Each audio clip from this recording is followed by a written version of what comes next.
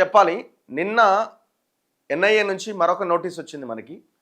94 BNSS are CrPC కింద ఆ notice ఇవ్వడం జరిగింది. ఆ నోటీస్ ఏంటంటే కొన్ని విషయాలు వాళ్ళు అడగడం జరిగింది. దాంట్లో ప్రధానంగా మీ బ్యాంక్ అకౌంట్స్ ఏవైతే ఉన్నాయో వాటి వివరాలు మాకు తెలియజేయండి అన్నారు. స్టేట్మెంట్ కాదు, just bank name and IFSC code. So ఆ డీటెయిల్స్ ద్వారా మరి వీళ్ళ అకౌంట్స్లో ఏమేమి ఉన్నాయి, ఏమైనా ట్రాన్సాక్షన్స్ అటు ఇటు ఏమైనా జరుగుతున్నాయా, ఈ లెక్కలు చూస్తారేమో మేబీ, నేను అనుకోవడం. సో మేము కూడా చెప్పడం జరిగింది. ఇమీడియట్గా మొన్న మనకు ఆ లెటర్ వచ్చింది స్పీడ్ పోస్ట్ ద్వారా. నిన్న మనం మళ్ళీ అదే స్పీడ్ పోస్ట్ ద్వారా రిటర్న్ రిప్లై ఇవ్వడం జరిగింది.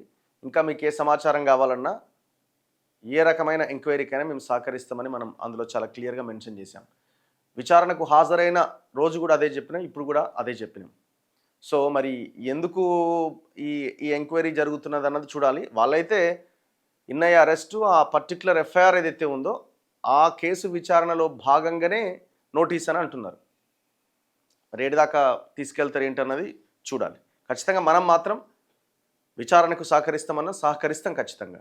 దాంట్లో ఇది లేదు, మనం తప్పు చేయలేదు, ట్రాన్స్పరెంట్గా ఉన్నాం.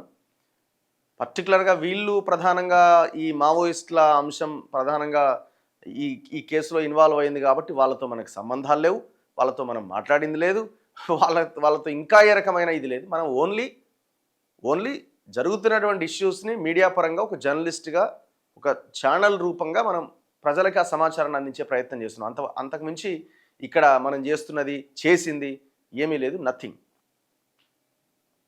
చలో ముందుగా ఈనాడు పేపర్తో స్టార్ట్ చేద్దాం. ఈనాడులో